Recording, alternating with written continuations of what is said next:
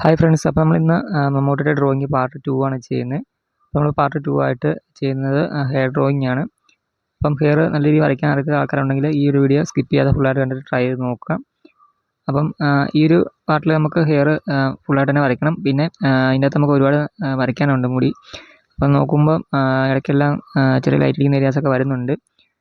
പിന്നെ ഇടയ്ക്ക് നരച്ച മുടികളൊക്കെ ഉള്ള ഭാഗങ്ങളൊക്കെ വരുന്നുണ്ടെന്ന് എനിക്ക് തോന്നുന്നു. അപ്പം അതൊക്കെ നിങ്ങൾ കറക്റ്റായിട്ടൊന്ന് ചെയ്യാൻ പറ്റുമെങ്കിൽ അതുപോലെ ചെയ്യാൻ ശ്രമിക്കുക. അല്ലെങ്കിൽ നിങ്ങളുടെ കഴിവുപോലെ നിങ്ങൾ വരയ്ക്കുക. അപ്പോൾ നമ്മൾ ആദ്യം ആർട്ട് ലൈനിൻ്റെ 8B പെൻസിൽ ഉപയോഗിച്ചിട്ട് ഒന്ന് മുടിയുടെ ആ ഒരു ഷേപ്പ് ഒന്ന് വരച്ചെടുക്കുകയാണ് ചെയ്യുന്നത്. അത് മുടി കിടക്കുന്ന സ്റ്റൈലും ഓരോ മുടി പോലെ നമ്മൾ വരച്ചെടുക്കുകയാണ് ചെയ്യുന്നത്. അതുപോലെ പിന്നീട് നമ്മൾ ഡാർക്ക്നെസ് കൂടിയ പെൻസിൽ യൂസ് ചെയ്യുന്നുണ്ട്. അപ്പോൾ നമുക്ക് ആദ്യം ഇത് മൊത്തമായിട്ടൊന്ന് നമുക്ക് വരച്ചെടുക്കണം ഈ ഒരു പെൻസിൽ ഉപയോഗിച്ച് തന്നെ.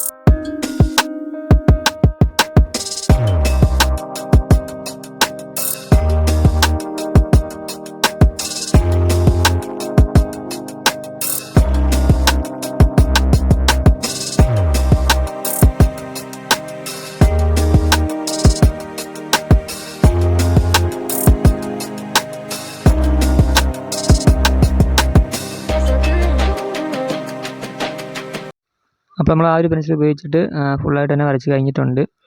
പിന്നെ നമുക്ക് ചെയ്യാനുള്ളതെന്ന് വെച്ചാൽ നമ്മൾ ഇനി 10B പെൻസിൽ ഉപയോഗിച്ചിട്ട് ഡാർക്ക്നെസ് കൂടിയ ഭാഗത്തെല്ലാം നമ്മളൊന്നുകൂടെ രണ്ടാമത്തെ ലെയറായിട്ട് ചെയ്യുന്നുണ്ട്. അപ്പോൾ അതിനിടയ്ക്ക് ഈ പറഞ്ഞ പോലെ നമുക്ക് ലൈറ്റ് അടിക്കുന്ന കുറച്ച് ഏരിയാസൊക്കെ വരുന്നുണ്ട്. അപ്പോൾ നമ്മൾ അതുപോലെ തന്നെ മാക്സിമം ചെയ്യാൻ ശ്രമിക്കുന്നുണ്ട്. അപ്പോൾ മുടി ഇത് നമ്മൾ ആദ്യം തന്നെ ഫുള്ളായിട്ട് കറുപ്പായിട്ട് വരച്ച് വിടല്. ഫുള്ളായിട്ട് നമ്മൾ ആദ്യം എന്നാ വരച്ചാലും നമ്മൾ ആദ്യം ലൈറ്റായിട്ട് തന്നെ വരയ്ക്കുക. എന്നിട്ട് വേണം പിന്നീട് ഡാർക്ക്നെസ് കൂട്ടി കൊടുക്കാൻ വേണ്ടിയിട്ട്. അതുകൊണ്ടാണ് ഞാൻ പറഞ്ഞത്. അപ്പം മിക്ക വീഡിയോക്കകത്ത് ഞാൻ ഇത് പറഞ്ഞു തരുന്ന കാര്യം തന്നെയാണ്. അപ്പോൾ നിങ്ങൾ ചെയ്യുമ്പോൾ ആ കാര്യങ്ങൾ ശ്രദ്ധിച്ചേക്കുക. പിന്നെ മുടി വരയ്ക്കുന്ന നല്ല രീതിയിൽ സമയമെടുത്ത് തന്നെ ചെയ്യുക. പിന്നെ പെൻസിൽ ഷാർപ്പൻ ചെയ്തിട്ട് തന്നെ ഓരോ തവണയും നിങ്ങൾ മുടി വരയ്ക്കാൻ ശ്രമിക്കുക. എങ്കിലും ഓരോ മുടി വരുന്ന രീതിയിൽ നമുക്ക് നല്ല രീതിയിൽ ചെയ്തെടുക്കാൻ പറ്റത്തുള്ളൂ. പിന്നെ ഇപ്പോൾ നല്ല ലൈറ്റ് അടിക്കുന്ന ഏരിയാസൊക്കെ അതുപോലെ ചെയ്യാൻ പറ്റുമെങ്കിൽ ചെയ്യുക. ഇല്ലെങ്കിലും കുഴപ്പമൊന്നുമില്ല. നിങ്ങൾ കഴിവുപോലെ നിങ്ങൾ ചെയ്താൽ മതി. ഡ്രോയിങ് നമ്മൾ പഠിച്ച് തുടങ്ങുന്ന സമയത്ത് നമുക്ക് മിസ്റ്റേക്കൊക്കെ ഉണ്ടാകും. അതൊന്നും കുഴപ്പമൊന്നുള്ള കാര്യമൊന്നുമല്ല. അപ്പം അതൊക്കെ മനസ്സിലാക്കി തന്നെ നിങ്ങൾ ഡ്രോ ചെയ്യുക. എന്തെങ്കിലും തെറ്റിപ്പോയാലും നമുക്ക് വീണ്ടും അടുത്തൊരു ഡ്രോ ചെയ്യുന്ന സമയത്ത് നമുക്ക് ശരിയാക്കി എടുക്കാവുന്നേ ഉള്ളൂ. അല്ലെങ്കിൽ നിങ്ങൾ ആ ഒരു ഡ്രോയിങ് കഴിഞ്ഞ് കഴിഞ്ഞിട്ട് നിങ്ങൾ ജസ്റ്റ് ഒന്ന് ആ ഒരു റെഫറൻസ് ഇമേജുമായിട്ട് ജസ്റ്റ് ഒന്ന് കമ്പയർ ചെയ്ത് നോക്കുക എന്തെങ്കിലും മാറ്റം ഉണ്ടോ എന്ന്.